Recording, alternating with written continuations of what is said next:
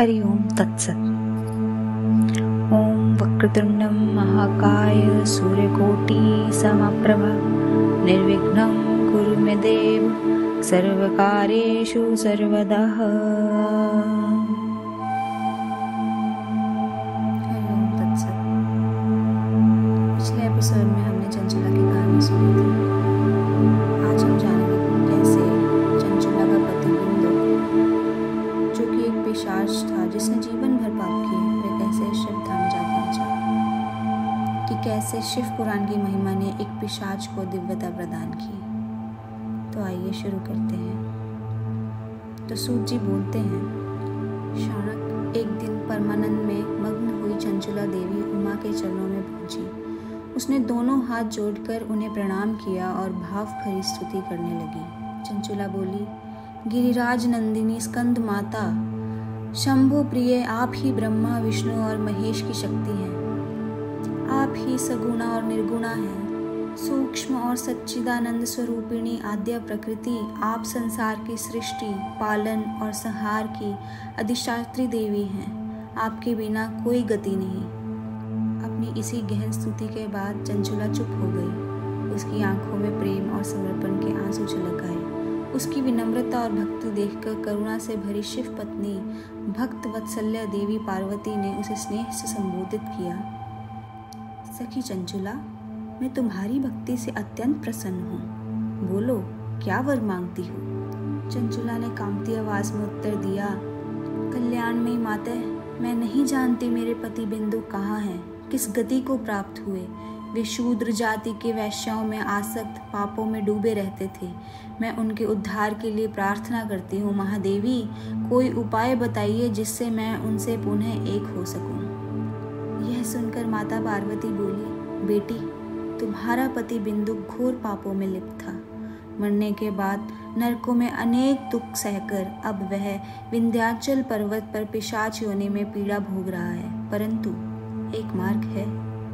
यदि वह शिव पुराण की पुण्य कथा श्रवण करे तो वह समस्त पापों से मुक्त हो सकता है। शिव पुराण की अमृतवाणी सुन चंचुला ने फिर एक बारंबार विनती की, हे माता, कृपा करके ऐसी व्यवस्था कीजिए कि मैं मेरे पति को यह कथा सुना सकूं। उसके भाव से द्रवित होकर देवी पार्वती ने गंधर्वराज तंबूरू को बुलाया और कहा, तंबूरू, तुम विंध्य पर्वत जाकर इस पिशाच को शिव पुराण सुनाओ।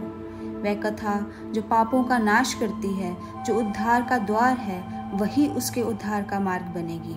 कथा समाप्त होने पर उसे शिव धाम ले आना। तुम्बुरु प्रसन्न हुए। उन्होंने चंचुला को साथ लिया और आकाश मार्ग से विंध्य पर्वत की ओर चल पड़े। वहां उन्होंने उस विकराल पिशाच को देखा, हंसता, रोता, उछलता हुआ। उसकी पीड़ा असहनीय थी। तुम्बुरु ने बिंदुक से कहा, बिंदुक, आज तुम्हारे समस्त पापों का अंत होने जा रहा है। शिव पुराण की कथा का श्रवण करो। तुम्बुरु ने वहां एक दिव्य मंडप बनवाया और कथा का आयोजन किया। शिव पुराण की 7 संहिताएं विद्वेश्वर से लेकर वायु संहिता तक उन्होंने प्रेम पूर्वक सुनाई। जब कथा पूर्ण हुई तो वह पिशाच शरीर त्याग कर दिव्य पुरुष बन गया।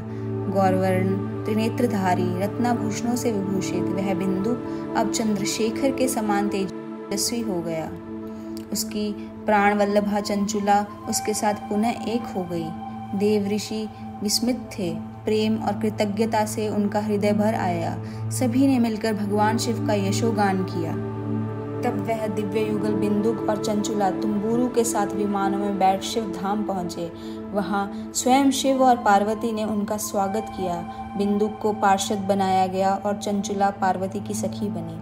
इस प्रकार जिसने शिव पुराण की कथा का श्रवण किया है वह नरक को पार कर शिव के चरणों में स्थान पाता है। शिव महापुराण केवल कथा नहीं, मोक्ष का सेतु है। इसी के साथ बोलिए, शिव महापुराण की जय।